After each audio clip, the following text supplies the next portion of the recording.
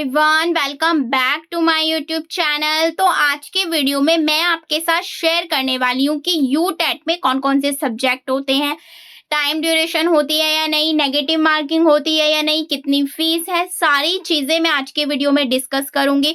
इससे पहले वाली वीडियो में मैंने आपको बताया था कि यूटेट का नोटिफिकेशन आउट हो चुका है। अगर आपको फॉर्म फिल करना है तो आप फिल कर सकते हो। 10 जुलाई 2025 से ये फॉर्म स्टार्ट हुए हैं।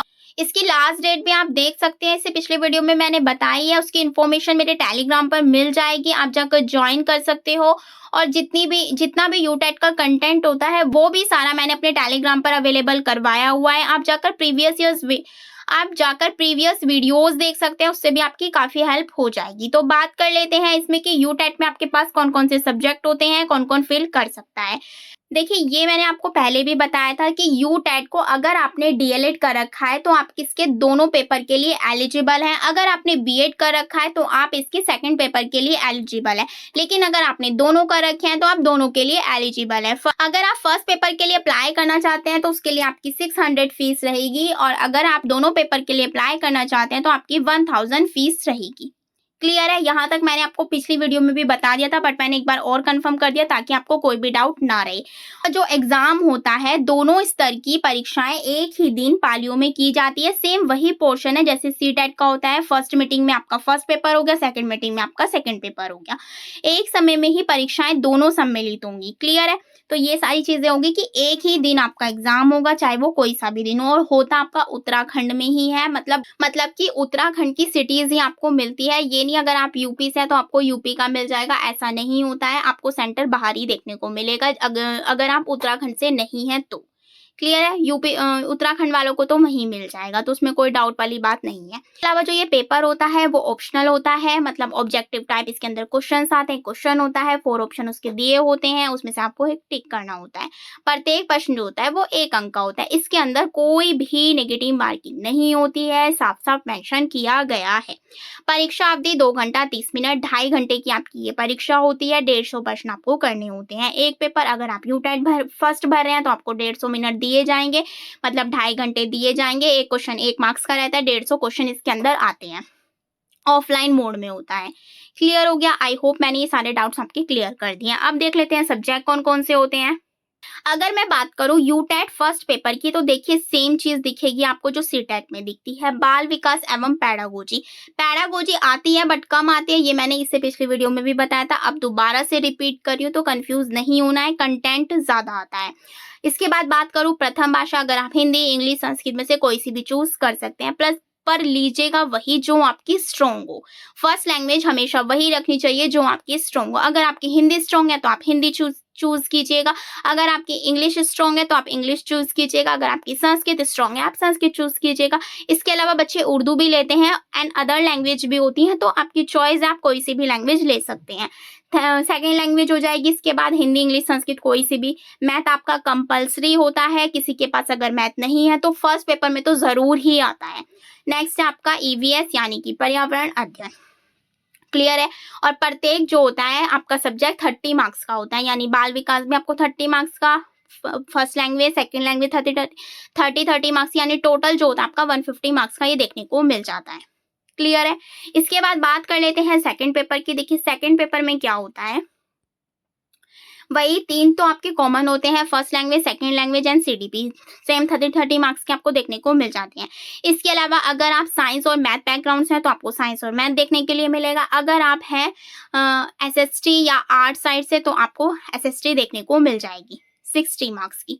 क्लियर हो गया? और 150 मार्क्स का ये भी आपका पेपर रहता है। नो नेगेटिव मार्किंग है, ऑफलाइन मोड में है, तो ये चीजें आपको ध्यान रखनी है। क्लियर है? देखिए इसके अंदर भी साफ साफ मेंशन किया गया है, अभ्यर्थी को अपने आवेदन पत्र में प्रथम चयनित भाषा और द्वितीय चयनित भाषा का स्पष्ट रूप से उल्लेख करना होगा। तो लैंग्वेज भी आप देख सकते हैं, काफी सारी आपको लैंग्वेज उसके अंदर मिल जाएगी, तो आप देख सकते हैं। अब बात कर लेते हैं इसके सिलेबस की। सिलेबस में क्या क्या होता है, क्या क्या चीजें पूछी जाती हैं, सारी चीजें इस वीडियो में बात कर लेते हैं। देखिए ये मैंने आपको बता दिया, लेवल 1 एंड लेवल 2 में जो भी सब्जेक्ट्स होते हैं सारी चीजें देखिए यहाँ पर भी मेंशन कर दी है मैंने, ताकि आपको कोई भी कंफ्यूजन ना हो। ये है पेपर फर्स्ट की बात। अब देख लेते हैं पेपर सेकंड। तो ये है आपका सेकंड पेपर, ये भी आप देख सकते हैं। फर्स्ट पेपर में यहाँ पर ईवीएस जो है छूट गई है, तो प्लीज़ कंफ्यूज मत होइएगा। यहाँ पर ईवीएस भी नोट डाउन ज़रूर कर लीजिएगा। ईवीएस भी आती है 30 मार्क्स की, तब जाके 150 का होता है। यहाँ पर ईवीएस छूट गया, तो इसमें कंफ्यूज नहीं होना है। क्लियर है? तो देखिए ये आपका सिलेबस है चाइल्ड डेवलपमेंट का एंड पेडागोजी का, जो भी चीज़ें पूछी जाती हैं। फर्स्ट वही टॉपिक है concepts of growth and development, principles and dimensions of development, factors, affections, development and its relationship with learning, role of heredity and environment।